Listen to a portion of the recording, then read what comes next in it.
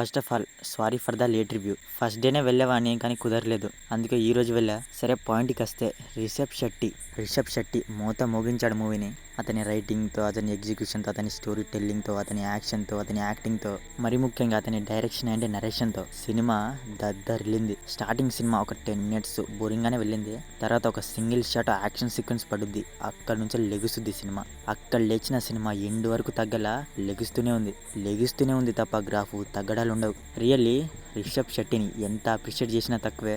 Because ఆ writing ఏంటి, ఆ ఎగ్జిక్యూషన్ ఏంటి, ఆ స్టోరీ టెల్లింగ్ ఏంటి, interesting character development, chilling and intense atmosphere, ఆ వరల్డ్ బిల్డింగ్ అన్నీ ఎక్సలెంట్ ఉన్నాయి. ఒక్కొక్క యాక్షన్ బ్లాక్ ఒక్కొక్క లాంటి హై ఇచ్చింది. స్టార్టింగే ఒక సింగిల్ షాట్ యాక్షన్ సీక్వెన్స్ పడింది, అక్కడే హుక్ చేసింది మూవీ. తర్వాత మళ్ళీ అక్కడక్కడ ఒక యాక్షన్ సీక్వెన్స్ పడుతూనే ఉంది, అవి మాత్రం మంచి హై ఇచ్చింది. ఇక లాస్ట్ సినిమా 30 minutes అయితే మామూలుగా లేదు. ఇంకా చాలా చెప్పాలి మూవీ గురించి. చాలా మంచి వర్క్ చేశారు ఈ కాంతార చాప్టర్ 1తో. రిషబ్ శెట్టి విజన్ ఏమన్నా విజనా. ఇంకా చాలా చెప్పాలి మీకు. చాప్టర్ 1 అలా ఉంది. అంతకన్నా ముందు మీ అందరికీ తెలుసు ఇదొక ప్రీక్వెల్ అని. 2022లో వచ్చిన కాంతారకి ఇదొక ప్రీక్వెల్. 2022లో వచ్చిన కాంతార 1847లో ఓపెన్ అవుద్ది.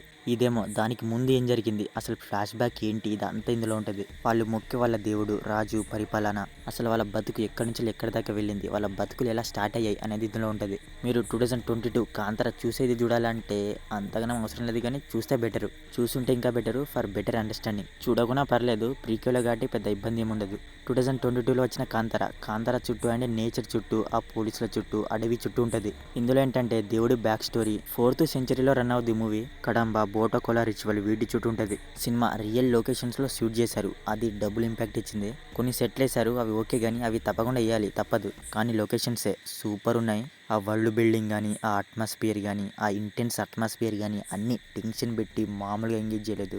వరల్డ్ బిల్డింగ్లో రిషబ్ శెట్టి గారు ఒక మెట్టు కాదు, చాలా మెట్లు ఎక్కేశారు. ఏదేమైనా కానీ కెనడా కల్చర్ అండ్ ట్రెడిషన్, వాళ్ళు మొక్కే వాళ్ళ దేవుడు కాంతార, ఇవన్నీ అసలు మామూలుగా చూపించలేదు రిషబ్ శెట్టి గారు. కెనడా కల్చర్ అండ్ ట్రెడిషన్ని ఒక రేంజ్లో యూజ్ చేసుకొని ఒకలాంటి ఫీలింగ్ జనరేట్ అయ్యేలా చేశారు ఆడియన్స్ నుంచి. Action, adventure, drama, thriller, mythology, fantasy ఇవన్నీ మిక్స్ చేసి అసలు తుండు రెగ్గొట్టారని చెప్పొచ్చు. సినిమా ఎక్కడ కూడా బోర్ కొట్టడమే కాకుండా హై ఇచ్చి ఆ యాక్షన్కి, టేకింగ్కి, మేకింగ్కి మతిపోతుంది. సినిమా ఫస్ట్ హాఫ్ చూసి ఫస్ట్ హాఫ్లో సెకండ్ హాఫ్ కూడా ఉంటే సినిమా సూపర్ అనుకున్నా, కానీ ఫస్ట్ హాఫ్ కంటే సెకండ్ హాఫ్ ఇంకా బాగుంది. దాంట్లోనూ లాస్ట్ 30 to 20 minutes అయితే సూపర్ హై ఇచ్చింది. Rishab Shetty writing and direction and execution and narration అసలు ఇవన్నీ మామూలుగా లేవు. ఒక విధంగా చెప్పాలంటే మంచి ఎక్స్పీరియన్స్ ఇచ్చింది మూవీ. ఆ టైగర్తో వచ్చే సీన్లు కానీ, ఇంటర్వెల్ సీన్లు కానీ అన్నీ భలే ఉన్నాయి. ఎంతైనా హంబుల్ ప్రొడక్షన్స్ వేరే అని చెప్పొచ్చు. అసలు మూవీకి వర్క్ చేసిన ప్రతి ఒక్కరు వాళ్ళ వర్క్ని కుమ్మవుతులేశారు. ప్రతి ఒక్కరు వాళ్ళ వర్క్ని ఎక్సలెంట్గా చేశారు. అందుకే అవుట్పుట్ ఇలా వచ్చింది. ఆ విఎఫ్ఎక్స్ కానీ, ప్రొడక్షన్ వాల్యూస్ కానీ, ఎడిటింగ్, కాస్ట్యూమ్ డిజైనర్స్ అందరూ వాళ్ళ బెస్ట్ ఇచ్చారు. పర్ఫార్మెన్స్ విషయానికి వస్తే రిషబ్ శెట్టి చాలా బాగా చేశాడు.